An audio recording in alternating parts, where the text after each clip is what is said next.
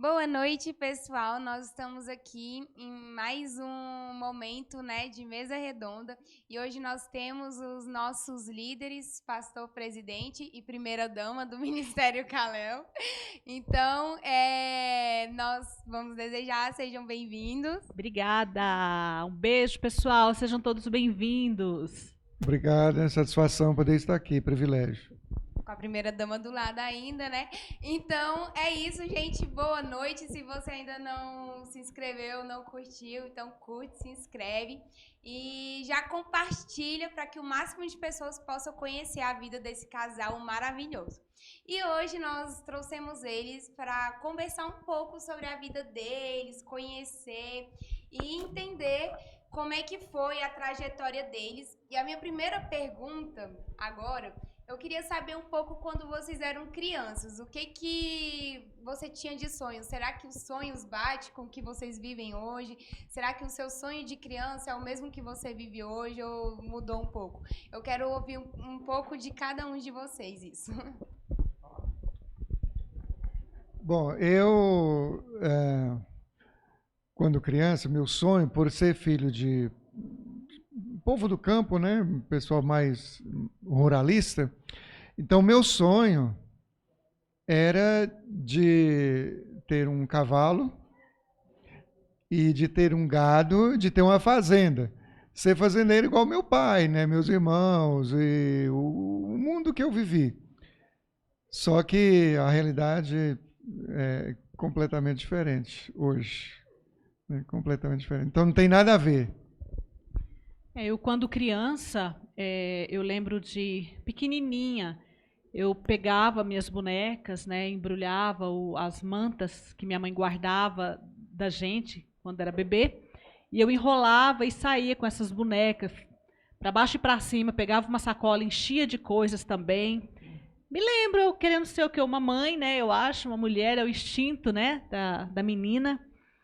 E, assim, profissionalmente, meu sonho era ser professora. Esse era o desejo, né? Meu pai me deu um quadro negro e eu, às vezes, levava as amiguinhas para dar aula lá em casa para elas no quadro. Então, aquilo, para mim, era a minha realização, né? Eu queria ser professora e também queria ser educadora cristã, como a gente tinha na igreja, né? A tia Deila, que dava aula para nós, ela era fantástica. Ela era uma professora incrível, eu louvo a Deus pela vida dela. A minha base de formação cristã, né, veio muito da tia Deila, das aulas que ela dava, que eram incríveis. O meu sonho era ser como ela também, né, educadora cristã. Hoje, não segui assim, profissionalmente para professora, né? A gente não entende os desígnios do Senhor, os caminhos dele, como ele faz na vida da gente, mas essa parte da educação que eu tanto gosto ficou exclusivamente aqui na igreja, pelo menos até o momento, né? Eu trabalho também dando aula para as crianças aqui na igreja e faço com muita alegria.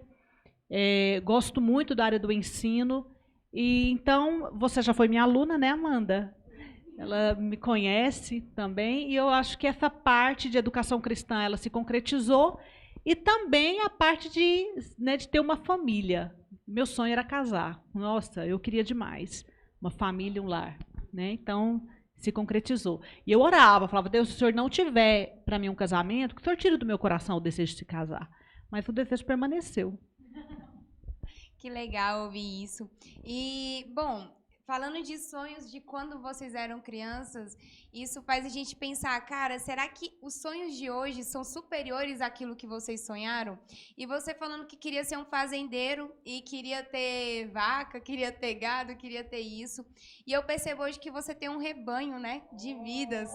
Então, isso é incrível, porque Deus, ele faz isso. Ele pega os nossos sonhos e transforma algo em maior. Você tinha um sonho de ser professora, mas hoje você é professora de vidas. O que você planta aqui semeia nos nossos corações desejo por Deus. E são profissionais e pessoas que vão estar lá fora pregando o evangelho. Então, eu acho que mais importante do que ser profissionalmente no mundo secular é aqui na igreja fazendo isso, porque no mundo secular essas pessoas elas têm vocês como espelho, então isso é incrível. Aleluia! Aleluia também. Só que ela falou do desejo de casar, mas como criança já? Não, aí a gente vai crescendo, né? E na adolescência isso aflora, não é Porque verdade? em minha começou a florar a partir dos 13 anos, 14 anos. Não Não, foi tão tipo isso. precoce assim, Não, não. eu falei da Então, a infância. minha vontade de casar era muito grande, mas muito grande mesmo. Só que assim, ela não tinha nascido ainda, né? Porque com 16 anos eu já estava com vontade de casar há muito tempo, né? E ela não tinha nascido ainda quando eu tinha 16 anos. Não, já estava nascendo. Estava nascendo, né? Estava na 7 de maternidade, outubro, sua mãe. exato. Tá certo. Então, assim, eu tinha muito esse sonho. Casamento para mim era algo singular, né? A serpente na penha, como diz a Bíblia, algo misteriosíssimo. Então tive muita vontade, assim, mas dei algumas cabeçadas, né? Até que eu pude conhecê-la. E você falando de muitas cabeçadas me fez. Vamos lá, Me Amanda. fez ir no segundo ponto. Antes de vocês se conhecerem, quando vocês eram jovens, já tinham desejo de se casar, de encontrar uma pessoa. Vocês quebraram muito a cara até encontrar essa pessoa? Como é que foi? Até chegar realmente ao pastor Valmir e à pastora Merilane. Para falar a verdade, tá? Sim, verdade.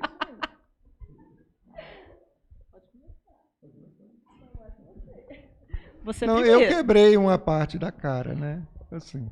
Mas, assim, meus relacionamentos, eles foram bem intencionados, né? E as pouquíssimas pessoas que passaram pela minha vida, Tá, sei. Tô descobrindo foram... até hoje essas pouquíssimas pessoas, viu? Foram, assim, pessoas de caráter excelente, sabe? Excelente. São pessoas que eu conheço até hoje e já... algumas já estão aposentadas, né? E são pessoas de muito caráter. Só que eu penso assim, se eu tivesse me casado com qualquer uma delas, por algum motivo, eu teria me casado errado, porque a convicção que eu tenho é de que eu me casei certo, né? Então, ela era a pessoa certa que Deus tinha para mim, né? Então, possivelmente, teria dado algum problema se eu tivesse me casado com uma outra pessoa. Não desmerecendo absolutamente nada em aspecto nenhum, mas é o que Deus tinha para mim. E eu penso assim, que foi Deus até quem escolheu, não foi eu, né? Eu só ajudei. Uau! Tá. Agora, eu sim fui uma pessoa de poucos relacionamentos. Eu sim, ele não. Cada dia, cada vez Deus vou tá descobrindo. Tá. Não, tá vendo mesmo. E é verdade. Bom, na adolescência a gente, né, tá ali com os hormônios à flor da pele, conhecendo e tal. E assim, eu acho que eu tinha um pouco de baixa autoestima, né? Eu me sentia bem feinha, né? O patinho feio e tal. Então, assim, eu não tinha uma autoestima muito boa. Mas, assim, a gente tem, né? Começa na adolescência, no colégio, né? A olhar o carinha que você acha bonitinho e tal. Mas eu sempre tive uma base e eu já tinha essa noção de que eu queria algo para casar, né? Eu queria me relacionar para casar e eu queria também casar virgem. Então, era algo que eu tinha como um princípio de vida, pelo fato de seguir a palavra, de obedecer, né, de casar dentro dos princípios, dos propósitos do Senhor. Então, eu tinha isso na minha vida. Então, assim, tive algumas paquerinhas e tal, e tive, assim, um namoro. Algumas, você viu? Algumas. Sim, você também, normal, de jovem, né? E tive um namoro, mas assim, ele foi distante, então encontrei pouquíssimas vezes, né? Então foi distante, era por escrever cartas e tal. Mas assim, algo que tinha em mente é que Deus tinha um propósito para minha vida. Meu sonho era missões. Eu fui para Jocum com 17 anos. Eu imaginava que eu iria morar num abrigo, cuidando de crianças. Na minha adolescência eu tive esse sonho, né? Então, assim, eu precisaria casar com alguém que tivesse o mesmo propósito. Não daria certo eu casar com um profissional que não tivesse em mente essa área espiritual, de chamado, de ministério. Não iria dar certo. E essa outra pessoa não tinha, né? Embora assim, a gente namorou sério, no sentido de que se der certo iria casar, a gente não estava brincando, foi de longe, tivemos pouco contato e pouco conhecimento. Mas eu já tinha essa questão de que eu tinha um chamado. E eu precisaria de alguém que também tivesse esse chamado. E hoje eu entendo e faz todo sentido. E depois eu vou falar sobre isso mais especificamente. E depois tive um outro namoro também, num término com ele, né? Não, mas também foi um namorico, foi algo assim muito superficial, foi de um mês, né, um rapaz cristão, mas assim, não deu liga, não, né, porque era ele, e a gente tinha terminado, então a gente estava muito, não sei, eu acho que saturado, cansados, e tanto eu tive um namorico, e ele também teve uma namorica, né, digamos assim, e depois a gente voltou e a gente casou. Então, foi isso, né, foram bem poucos mesmo. Você disse que quando você tinha 16 anos, ela estava nascendo. Então, eu imagino que quando vocês começaram a namorar, já estava numa idade entre os 40 anos? Ele já estava mais velho, né? 40. Eu ainda era brotinho, né? Não, eu tinha 36. 36. Eu tinha 20 anos. Porque a gente teve 5 anos de tribulação, né? Ou de namoro, né? É porque o nosso namoro foi muito atribulado. Foi né? a distância também. Eu né? até foi pensava que já era a grande tribulação, né? A gente namorava à distância, ela morava em Quirinópolis, Goiás, e eu em Brasília. Né? Então, essa distância complicava demais, porque era só telefone fixo. Né? Não tinha celular ainda. Não tinha celular ainda. Né? Então complicava demais, porque a gente só podia se falar à noite, depois da meia-noite. Depois da meia-noite, qualquer coisinha era motivo para briga, para desconfiar, tá esfriando, tá não sei o quê. Né? Eu já era traumatizado já, se o telefone tocasse 2 vezes, ela já pensava que eu não queria atender, né? Eu dormia, né, 11 horas da noite, com o travesseiro era o telefone. Quando tocava, eu já ia pegar, porque se tocasse 2 vezes era briga. Né? Não, a gente era muito, assim, não éramos tão novos, né? Ele não era novo, né? E eu não era tão nova. Porém, eu era muito imatura. Eu acho que a questão da baixa autoestima, ela gera também essa insegurança, né? Então, eu acho que eu era muito insegura. E o namoro à distância já não favorece. Você não tem a pessoa ali por perto, né? Então, você fica com aquele nó na cabeça. Será que, né, o quê e tal? Mas ele fala assim, mas era a recíproca era verdadeira. Se ele ligasse ou demorasse a atender o telefone também, ele já, o que está acontecendo? O que foi? Você estava onde? Você chegou agora? E, né? Era um interrogatório, né? E bateu o desespero quando você estava com 36 anos, ainda não tinha achado a mulher e você era já um sonho de jovem ou não? Era tranquilo para você? Não, desesperado eu estava desde os 16 já, né? Com 40, com 36 eu já estava pirando já, estava precisando de psicólogo já. Muito bom. De verdade, era uma coisa terrível, né? Para encarar aquilo, meu Deus do céu, esse solteirismo com 30 e tantos anos de idade, foi terrível. Então, essa espera entre vocês namorarem até o casamento foi mais por questão dela ou por você já casava de imediato? Como é que foi? Foram 5 anos de namoro. Aí é uma história longa e conturbada, porque num dado momento que a gente estava namorando, ele queria ficar noivo, né? Aí me convenceu, tá bom. E aí ele foi para lá, para Quirinópolis, ficar noivo comigo. E na noite anterior, não, no dia, né? Acho que foi no dia, não. Na noite anterior. Nós não vamos mais ficar noivos. Poxa, caramba, né? Porque alguém teve um sonho tribulado e eu sinto no meu coração que eu não vou casar. Tudo bem, tudo bem, então tá, né? Só que a história não acabou aí. Porque aí ele, né? Porque essa foi uma dúvida dele. Ele não sabia se era um término. Término? A gente nem terminou, né? A princípio. Ele não sabia se era uma interrupção da questão de noivado e casamento. Se era temporário ou se era algo definitivo, que não era para ser um para o outro. Né? Isso é ruim porque isso gerou certo trauma para quem já tinha uma certa insegurança. Imagina. Foi trauma para ela e para mim, né? Mas assim. Mas para mim, no caso, você que terminou, você que terminou o noivado, aí. Mas para mim também não, foi para terrível. mim foi, para você foi tranquilo. Para mim foi muito ruim mesmo, porque assim, eu fui para noivar, né? Eu fui para noivar, então não fui planejando não ficar noivo. Mas eu tenho absoluta convicção, pelo que Deus me falou durante a noite, e confirmado com um missionário que estava fazendo missões no Piauí, desesperado para compartilhar umas coisas comigo, que ele estava numa vigília orando por mim. O que Deus falou com ele não era para eu ficar noivo naquele dia. Mas só que assim, bateu a dúvida se aquela interrupção era uma interrupção do relacionamento ou se era só o processo do noivado. Né? E aí gerou uma crise no relacionamento. Né? Tanto que a gente chegou ao ponto de romper.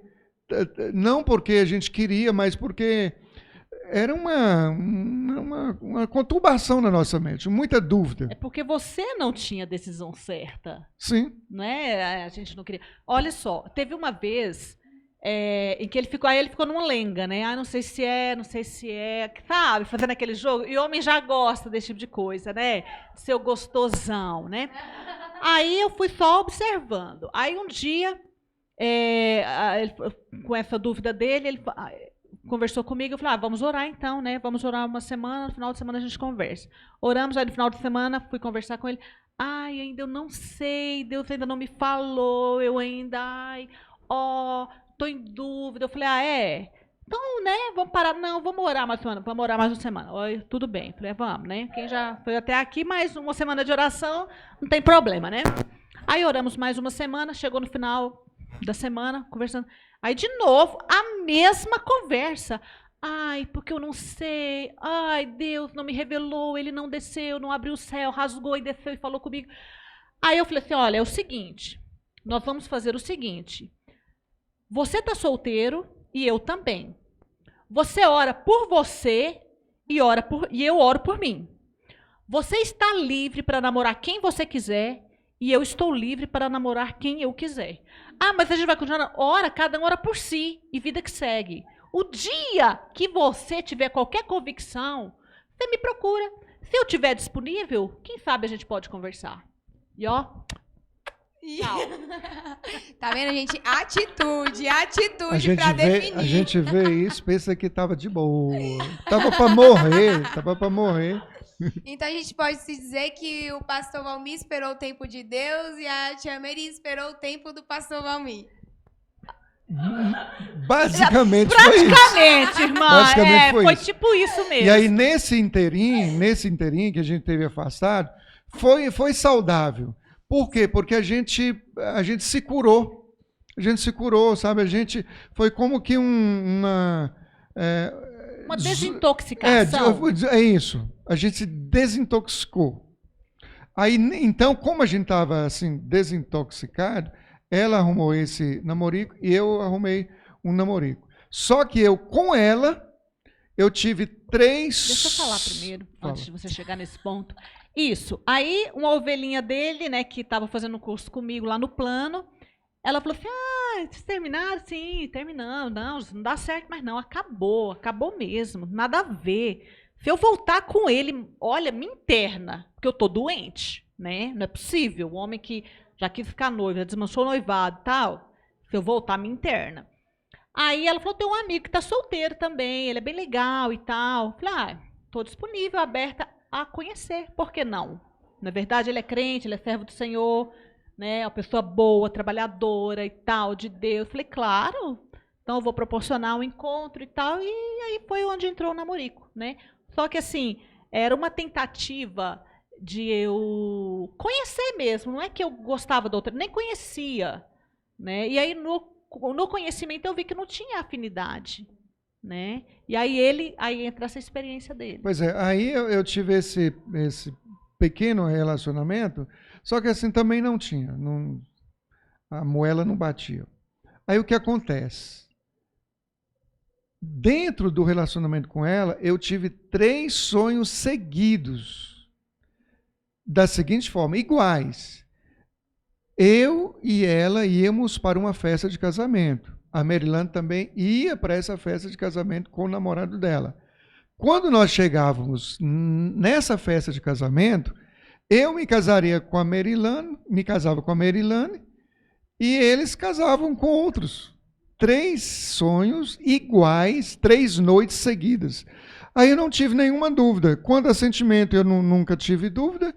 Aí eu rompi relacionamento com ela e pedi ela em casamento direto, né? Direto. Né? Eu queria ficar noivo dela imediatamente, sem nem que os pais soubessem, né? Só vamos saber depois. Melano ficou noivo. Eu falei, claro que não, né? Você tá louco? Ficar noivo sem meus pais saberem? Em primeiro lugar, não sei nem se eles vão aceitar, né? Porque diante da história que a gente já tinha vivido. Inclusive, quando eu liguei, mãe, pois é, eu tô namorando. Com quem? Ela falou que nem passou na cabeça dela, Valmir. Até porque eu tinha falado que se um dia eu voltasse com ele, me internasse, que eu tava doente, que eu não tava bem, né? Então, assim, nunca que ela imaginou. Então, o primeiro ímpeto foi não. Foi não. Meus pais, né? Você lembra disso? Não, eu acho que você tá longe da família, vem pra cá e tal, enfim. Mas, depois, né, entre eles conversaram e tudo, e aí eles nos deram uma chance. E ela falou, minha filha, eu sei que ele é uma pessoa boa, uma pessoa de bem, um homem de Deus, de valores, de princípios, então vocês vão ter essa chance, né? Mas é tipo, é agora ou nunca, foi tipo isso, um checkmate. Pois é, e nem precisou ser internada, estava em pleno juízo, normal, sabendo exatamente o que estava fazendo, né? E aí então a gente foi. Mas eu tinha sofrido muito. Agora veja como que Deus está no negócio, né? Assim como aconteceu essa interrupção no processo do noivado, quando a gente foi se noivar... Aí ele queria ficar noivo só nós. Falei, não, assim ela não aceitou. A coisa não é bagunçada, ele queria casar logo, também não é assim. É porque eu queria dar segurança, né? Pelo histórico, eu queria dar segurança. Não, o cara está decidido agora. Aí eu falei também, quando foi voltar, eu falei, olha, você vai, nós vamos fazer um contrato, você vai assinar, porque se você desistir agora, eu quero reparação dos danos causados, né? Não vai ser igual da outra vez, não. Vai fazer um contrato. Mas aí a gente então começou, aí meus pais, né, foram entendendo o processo, e aí a gente combinou de ficar noivos lá, escondido de todos os amigos, irmãos, pessoas, só com a minha família, com os meus pais, né?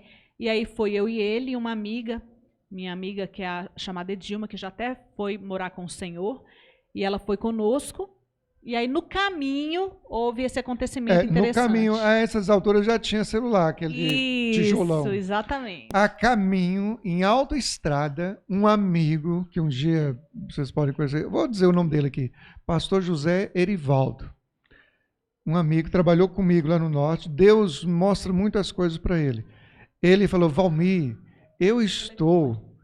no telefone, Valmir, eu estou atrás de você tentando te localizar, cara. Não sei quantos anos tinha que eu não falava, não sabia nem por onde andava, onde estava pastoreando, onde estava trabalhando, não sabia.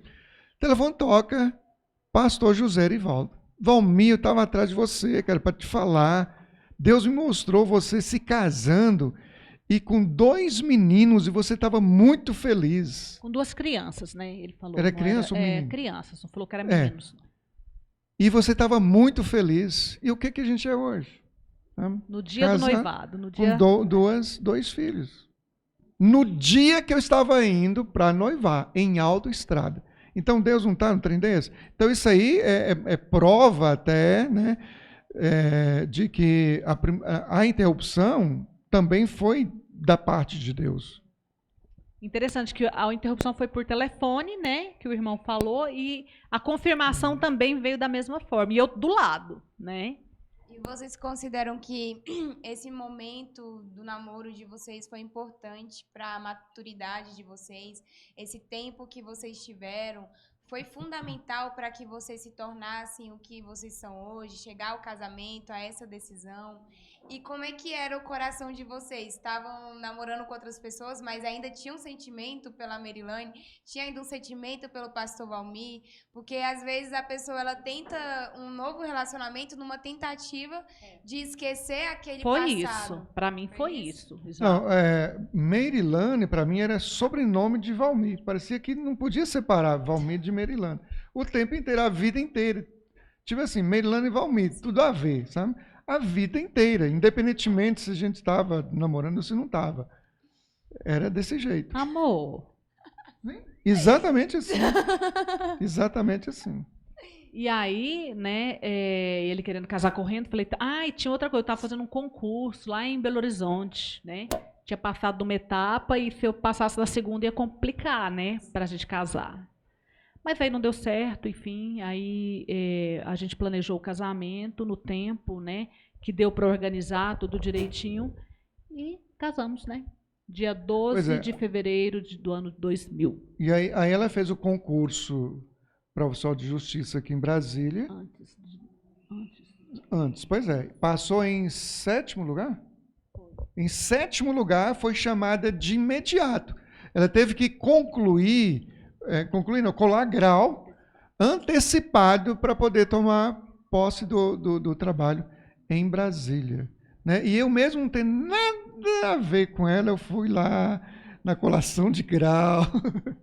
Ela teve que tirar a carteira de motorista, ela dirigia, mas não tinha carteira de motorista, porque para o trabalho que ela iria exercer, não teria como não ter carro, né? Eu emprestei uma grana para ela para tirar essa carteira lá em Goiânia, em Goiás, todo esse processo. Aí levei para Brasília, né? Coincidência. Foi investimento, né? Investimento. Eu fui tendo pagar retorno depois, agora. ele não quis receber, não. Né? Acho que ele pensou nisso, vou investir. Já recebi muitas vezes mais. É verdade. Uau! Então, aí chegou o casamento, como é que foi esse casamento, preparativo, o coração de vocês já estava mais tranquilo? Para mim não foi tão tranquilo. Por quê? Porque tinha, né? Eu já estava morando em Brasília, mas eu ainda não estava adaptada aqui. Então tinha a questão da cidade, que era algo novo. Eu estava trabalhando, né? Estava longe da minha família. E então casar com um pastor, você já entra numa igreja, você já cai de paraquedas ali. E é um peso muito grande. Então, para mim, não foi fácil. Não foi algo fácil. O casamento, a cerimônia em si, foi dos meus sonhos. Né? Foi do jeito que eu sonhei, que eu queria. Para mim foi lindo, maravilhoso, desde o vestido, a festa, né? A lua de mel. Foi tudo maravilhoso, foi realização de sonho mesmo. Mas no último dia que a gente estava na lua de mel, lá em Fortaleza, com as malas prontas para voltar, eu sentei na cama e comecei a chorar. Aí ele perguntou, mas o que está acontecendo? Eu falei, eu não sei se eu vou dar conta agora de ser uma dona de casa, né? Porque era um peso muito grande, de muita responsabilidade. Não, assim, logo nos primeiros dias de casamento, a gente morava aqui em Brasília num apartamento, aí eu chego em casa, ela está lá toda descabelada, com a vassoura na mão. Para mim, ela estava prontinha para viajar no avião, na vassoura das 10. Sabe? E chorando, né? Eu falei, olha, eu preferiria que você estivesse aqui bonita me esperando do que desesperada desse jeito para arrumar casa. Então, isso deu uma baixada na bola, uma tranquilizada e tudo, porque, assim, né, o impacto do desafio, né? E aí, no cotidiano, né, que ele é muito parceiro, ele está muito do lado, ele ajuda muito. E ele foi assim um instrumento para também trazer cura, né, na minha baixa autoestima. Então, né, se bem que ele tinha uma dívida para pagar, né, de antes, né, do termina e não casa e tal, enfim. Muito justo. Mas assim, ele sempre me elogiou muito, né, que eu era a mulher mais linda do mundo. Então, assim, ele trouxe muita cura para o meu coração, né, para essa questão da baixa autoestima. Ele foi importantíssimo nesse processo. Ela se achava feia e eu nunca me achei feio. Interessante. Eu sempre me achei lindo. Umas coisas são invertidas, né? Agora, assim, para mim, eu achava assim que, como eu era pastor aqui, o casamento deveria ter sido aqui, na minha igreja. E eu convidasse todas as pessoas. Meu sonho era que tivesse 1000 pessoas, que era a estimativa que eu iria fazer. Né? Ou seja, eu não iria mandar um convite sequer particular. Iria convidar o meu rebanho, o meu povo. Né? Então, iria dar, por baixo, iria dar 1000 pessoas. Era essa a vontade que eu tinha. Né? Mas o meu sonho era casar na cidade onde eu cresci, né, dos meus pais, ali pertinho deles. Era ter uma lista mais restrita, porque eu queria uma recepção que eu pudesse atender a todos os convidados e não faltasse nada. E aí ele cedeu, né? E foi lá em Quirinópolis, né? Do jeito que a gente sonhou. Como é o homem que manda, eu falei assim, então vai ser lá. Pronto, definiu. Eu até fiquei sabendo de uma história que na cerimônia o seu desejo é de que ela ficasse esperando e você entrasse. Como é que foi essa história aí? Me conta um pouquinho. Cada ideia, Amanda do céu. Não, é porque o casamento é uma analogia bíblica, né? Da relação de Jesus com a igreja. Fica a dica aqui para você. Viu? É uma analogia da relação de Jesus com a igreja. E quem é que espera? Quem espera é a igreja. Quem vai chegar é o noivo. Então quem tinha que esperar era ela. Então ela teria que estar lá me esperando. Aí ela não deixou, né? Aí eu falei, não, vamos fazer assim, né, e tal. Mas assim, eu entrei, mas ele foi me buscar, sabe? O noivo que vai em busca da noiva, né? Uau! Foi assim, deu tudo certo, graças a Deus. Não, quando ela começou a entrar, assim, isso foi espontâneo, né? Eu larguei tudo lá e fui lá na porta, buscar ela lá na porta. Não, no meio da igreja, amor. Mais ou menos, né? O que vale é a intenção, né? É. E aí, depois que vocês se casaram, como é que começou, então? Você disse que começou a chorar quando chegou, mas ele foi parceiro. Isso. Rolou muita dificuldade até realmente aprender a conviver? Ou a bagagem de cada um levando e juntando? Como é que foi até acostumar nessa convivência? Não, foi realmente um aprendizado, uma troca, né, constante, um afiar mesmo, né, um com o outro, até a gente conseguir uma maturidade, né, amor? Estamos até hoje, tá afiando até hoje, na realidade. Mas algo que me lembrou, assim, foi tão interessante nessa época, eu fui fazer meu enxoval. Como toda mulher que casa, ela quer fazer seu próprio enxoval, não é verdade? E aí, ele já tinha uma casa que ele morava com a minha cunhada aqui da produção, a Eni. E, então, já tinha a casa montada. Mas eu falei, eu vou levar minhas coisas, né, meu lençol, tarará. E aí fui fazer, comprei um tapete. Ele falou assim, não, o tapete não precisa, porque aqui eu já tenho um tapete. Eu falei, não, mas eu quero o meu tapete, né? E ele, mas o que eu vou fazer com o meu tapete? Eu falei, olha, enrola esse tapete, põe atrás da porta, faz uma doação do tapete. Mas quase eu quero que o casamento acaba por causa desse tapete. Né? Mas eu quero o meu enxoval, né? Eu queria, porque eu já entraria numa casa que já era dele, e eu queria me sentir em casa, dando um pouquinho de toque, né? De mulher. Sim. Então, assim, com o homem a gente tem que negociar, a gente precisa conversar. E aí ele falou assim, olha, quer saber? Faz o seguinte, então. Se você quiser, coloca o quarto na cozinha, a cozinha na sala, a sala no quarto, faz do jeito que você quiser com essa casa. Foi tá bom? Foi um negócio que a gente fez. Yes. Mas... Foi um negócio que a gente fez. E qual foi o porém desse faz o que você quiser? Não, foi. Aí ele aí ele me deixou, aí ele foi percebendo, né, que eu como mulher eu queria ter essa participação. Aí ele entendeu isso. E como ele falou, é um afiar até hoje. Foi difícil, foi muito difícil. Cada um cedendo um pouquinho. Isso, mas foi difícil o entrosamento. Como eu falei, a cidade, eu estava ainda em adaptação com Brasília, distante da minha família, numa igreja nova, que eu já era a mulher do pastor, né? Então, e bem mais nova do que ele. Então, assim, parece que a gente tem dentro da gente que as pessoas já olham para a gente, tipo assim, nossa, será que essa menina vai dar conta de alguma coisa, né? Então, mas assim, ele sempre muito do lado, né? Então, foi uma bênção, me ajudou e é uma bênção até hoje, né, amor? E aí a gente falou desse processo todo, e aí chegou o momento de querer ter filhos. Foi. E aí como é que foi um pouco esse processo? Conta aí pra gente. Nem te falo como Foi. A gente casou, eu tinha 25 anos. Com 28 anos, eu falei, agora tá na hora, né? Vamos ao médico pra gente ver se tá tudo certo e pronto. Só que aí nessa ida ao médico para ver se estava tudo certo, a gente já descobriu que a gente tinha uma dificuldade, um problema para engravidar. Recorremos a tratamentos, né, reprodução assistida, e não deu certo. Fizemos, acho que 3 tratamentos, nenhum sucesso. E aí foi quando a gente começou a partir para a adoção, né? Valmir teve o coração mais sensível para a adoção do que eu. Para mim foi um trabalhar de Deus. E eu acho que cada tentativa daquele tratamento era Deus me moldando, era Deus me amolecendo o meu coração duro, né? Porque, como toda mulher, é um sonho legítimo, né? Você quer ter seu filho que vem de você, que tem sua genética, que tem suas características.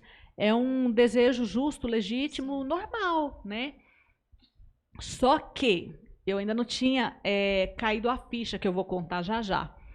E aí Deus foi quebrando o meu coração, a dureza do meu coração. E no último tratamento, na sala lá, né, do tratamento, eu já comecei, as lágrimas desceram, eu falei, Senhor, eu já não aguento mais.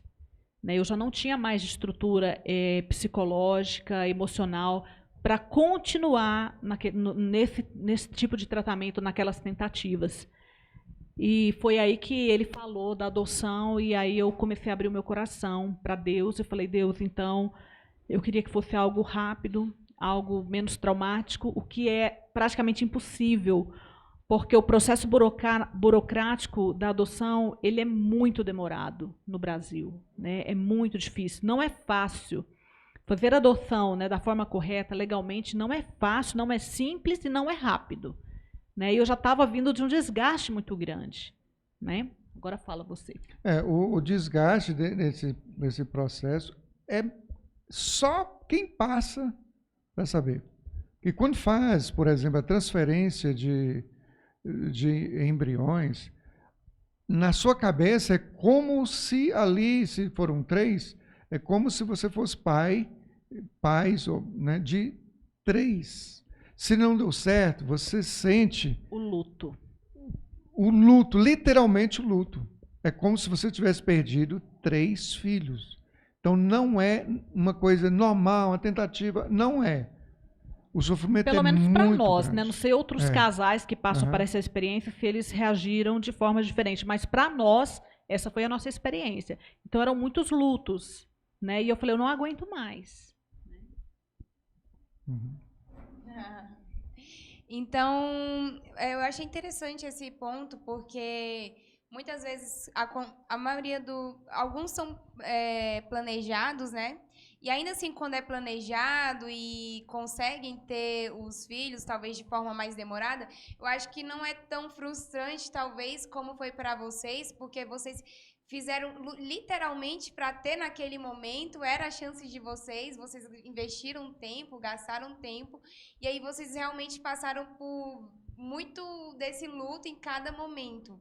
E aí, como você disse, você começou a chorar, e aí você teve um discernimento, eu não quero mais isso, eu vou abrir meu coração para adoção. Eu não tinha estrutura, mas falei para Deus, e aí Valmir começou a trabalhar, amor, e a adoção? E aí, como Deus já tinha dilacerado meu coração do outro lado, né? Aí eu me abri e o que aconteceu? Nós fomos para Quirinópolis, que é a cidade minha de origem, e eu fui na vara da infância lá, na época, e perguntei se a gente poderia e tal, ingressar. Eles falaram que sim. Então a gente foi fazer um primeiro contato no abrigo da cidade, né? E já naquela primeira visita a gente conheceu os meninos e já nos apaixonamos por eles. E aí começou outra guerra, outra luta, que foi rápido em comparação aos processos normais, porque em 4 meses nós já estávamos com a guarda das crianças, né, dos meninos. Então, e aí foi todo um processo, né? Mas foi muito sofrido também, o processo da adoção em si. Agora, foi algo tão assim de Deus que quando a gente chegou no abrigo, vieram ao encontro da gente umas pessoas com esses bebês. E aí, quando eu peguei, não me lembro se foi o Lourenço, peguei um deles e falei, gente, se eu conseguisse um desse aqui, eu queria. Sabe? Você foi, sabe aquele amor à primeira vista, assim? Se eu conseguisse um desse aqui, eu nos queria. apaixonamos Foi. por eles. E aí a gente começou a ser namorar deles e tudo. Como era cidade do interior, naquele tempo podia, agora não permitem mais. Eles permitiam, como os pais dela eram muito conhecidos lá, ou são muito conhecidos na cidade, eles permitiam levar para casa, passar a noite lá. E a gente fazia isso, levava eles para casa, sabe? E nós nos envolvemos, nós saímos daqui, nós íamos até lá, quase 600 quilômetros, nos envolvimos com eles, levava para a casa do pai dela e tudo. E eles já estavam me chamando de pai, chamando... Né? Não, mas eu me lembro, claro, que eu brincava com eles.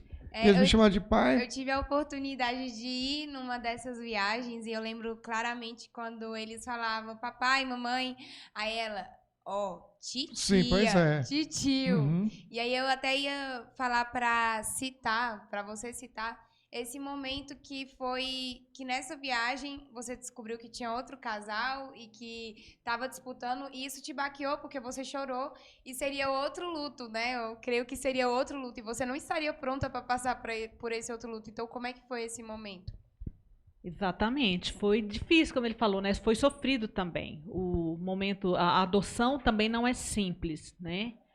E não foi fácil para nós também. Então, assim, quando a gente descobriu que tinha um outro casal, aquilo assim é como se tivesse tirado o meu chão, o nosso chão, né?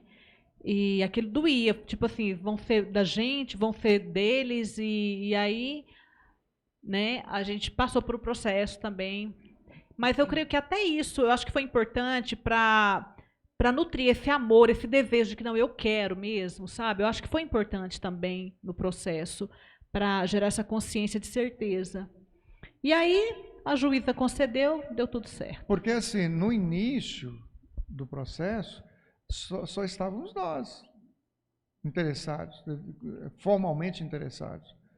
Aí, um determinado dia, a gente chega lá, aí a coordenadora do abrigo diz, olha, tem um casal aí interessado. Foi nesse momento que foi um dão para a gente, sabe? Uma baixa mesmo, assim. E aí, a coisa foi parar, né, para a juíza definir. Isso. Né? Aí tivemos uma audiência, né, com a juíza e o outro casal também. Tivemos audiências. E o argumento da juíza para definir a nosso favor não foi outra coisa senão dizer assim, não, nós percebemos que as crianças tinham mais afinidade com vocês. Olha para ver. Porque tinham todas as condições também. Moravam perto, eram fazendeiros, gente de moral, tudo, tinham todas as condições também. Mas Deus já estava direcionando, né, para a gente chegar lá, levar para casa, conversar com eles com a gente, conviver com eles. Então, eles expressaram mais afinidades com a gente. Enquanto que o outro casal chegava lá, não fazia a mesma coisa, né? E aí, algo interessante é que a gente, né, teve todo um processo, as crianças vieram e tal, aí o processo finalizou, graças a Deus, tá tudo certo. Mas um dia eu estava em casa e eu peguei uma revista para fazer um trabalho com o Gabriel da escola, e eu abri na revista, bem numa reportagem que falava de um casal de missionários que tinham adotado 8 crianças. Ou tinham 8 filhos e dentre eles um tanto era adotivo. Né? Foi mais ou menos assim. Aí me caiu a ficha. Lembra lá atrás, quando eu fui para Jocum, com 17 anos, que eu imaginava que eu ia morar no orfanato, cuidando de crianças? Aí eu fui entender o propósito de Deus, que era cuidar de crianças, né, órfãos, porém, não como a tia do orfanato, mas como a mãe. Né? Então, aquele momento foi fantástico, quando eu compreendi. E aí tinha que ser ele como meu marido, né? Porque tinha que ser alguém com o mesmo chamado, com a mesma vocação, com esse coração aberto. E aí eu fui entender, falei, agora eu entendi o chamado de Deus se concretizando na nossa vida. Então eu entendo que foi propósito de Deus para nós, a adoção. Eu achei muito interessante essa parte que vocês falaram da adoção, porque existe um movimento hoje, principalmente para quem é jovem e está muito por dentro, que se chama Descende, né, que é o enviar. E eles frisam muito as questões sociais, que o avivamento, ele não é só aquele mover ali naquele momento. O avivamento começa a mudar e influenciar nas questões sociais. Então, eles pregam justamente um desses pontos de a igreja tem que ser a igreja que vai lá nos orfanatos e pega aquelas crianças. Vocês querem, nós como igreja, queremos formar líderes, queremos formar crianças que adoram a Deus. E a melhor forma é criando as crianças que muitas vezes estão ali jogadas, né? Eu sei que muitas vezes pais que abandonou, a culpa não foi a igreja que abandonou, mas nós como igrejas temos o dever de ir lá e pegar essas crianças e mostrar para elas que existe uma solução. E para mim, assim, eu particularmente, Amanda, acho lindo. Vocês não geraram um filho na barriga na sua barriga, você gerou, mas vocês geraram um filho no coração. É um filho que foi gerado no coração e eu tenho certeza que o amor é intenso, é um amor talvez até maior do que muitos filhos que são gerados no útero. Então, assim, é muito lindo que Deus ele continue abençoando essa família de vocês, que é maravilhosa. E eu quero que vocês finalizem, né? Nós vamos ter que fazer outros momentos de casais, porque ainda tem muita história para contar com vocês, mas infelizmente o tempo já está avançado, então uma hora posterior a gente faz uma segunda parte, mas eu quero que vocês venham e falem assim, o que vocês consideram que realmente, assim, hoje, o que vocês têm a dizer de tudo que vocês passaram, de tudo que vocês viveram? Tipo, cara, eu tenho muita gratidão a Deus, eu tenho muita alegria porque Deus fez isso. E eu quero que vocês também deixem uma dica para esses casais, para essas pessoas que querem também seguir esse mesmo caminho. E fale um pouco também do ministério de vocês, se esse relacionamento ele realmente impulsionou o ministério de vocês, se vocês realmente são totalmente completos em todas as áreas. Bom, sobre o ministério, a esposa, ela é 100%. Alguém diz, não, a esposa é 50%, 60%, 70% do ministério de um pastor. Não. Ou ela é 100% ou ela não é. Ou ela colabora ou ela destrói. Ela tem esse poder.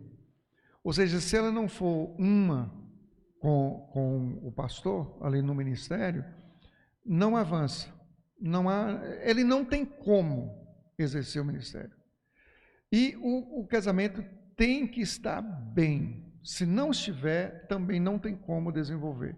Então, não é apenas estar junto, estar do lado, é estar bem e do lado, e com o mesmo propósito, com o mesmo objetivo. O que eu diria assim, em relação a casamento e família, isso é projeto de Deus. Então não é invenção do homem, não é criação do homem. Então, se é um projeto de Deus, é a coisa mais extraordinária que tem. Para a terra, para essa terra aqui, não tem nada melhor do que casamento. Nada. Para essa terra, não. Pode ter, assim, as coisas do céu para o futuro, né, para estar na glória com o Senhor, mas para as coisas da terra, não tem nada melhor do que casamento, família devidamente estruturada, da forma como Deus estabeleceu. Homem e mulher se casam, formam um novo núcleo familiar, deixando seu pai e sua mãe, e a partir daí tendo os seus filhos. Do jeito que Deus criou, é a melhor forma que se possa imaginar. Eu acho importante ressaltar isso que Valmir falou, que família é projeto de Deus e é bênção. O problema é que eu falo, a juventude de hoje, ela romantiza muito. Porque algo é projeto de Deus, vai ser só risos, só alegria, só festa. Não é, sabe? Porque é um trabalhar de Deus na nossa vida, o casamento é um trabalhar de Deus, é uma bênção, é maravilhoso, mas tem momentos de percalço, né? A maternidade, né, os filhos, a paternidade, é uma benção. A Bíblia fala que a herança do Senhor são os filhos. Ou seja, eles são uma bênção. Mas para mim, hoje, qualquer pai e mãe minimamente não alienado sabe do peso da responsabilidade de se criar filho no mundo de hoje. A gente, assim, descansa no Senhor. Mas quando a gente olha o que está acontecendo no mundo... Está dando microfonia, seu celular. O meu?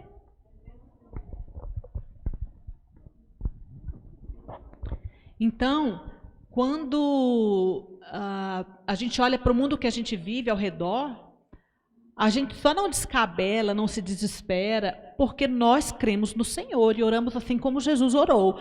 Pai, não peço que os tire do mundo, mas que os livre do mal. Então, o nosso papel hoje, para mim, o grande desafio hoje é criar os nossos filhos nos caminhos do Senhor. Homens dignos, homens tementes ao Senhor, homens de bem. Esse, para mim, é o meu grande desafio. E é um trabalhar de Deus. Minha irmã, algo que te aproxima de Deus, que te molda, é criar filhos. Né? Então é isso, pessoal. Infelizmente a gente tem que encerrar, porque como eu disse, já está um momento muito avançado.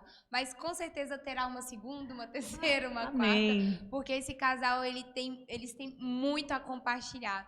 Então conheça os nossos realmente líderes, pastores, que é presidente desse ministério, a primeira dama, como eu disse, e eles têm muito a compartilhar. Então curta, compartilha e até a próxima. Um beijo, pessoal. Foi um privilégio poder abrir um pouquinho, né, da nossa intimidade com vocês. Que Deus os abençoe, que vocês continuem aí, os que são jovens, a sonhar com a sua família, a buscarem Deus, construir uma família na presença do Senhor, a serem pais, né, a desfrutarem das bênçãos do Senhor aqui nessa terra. Um beijo, Deus abençoe vocês.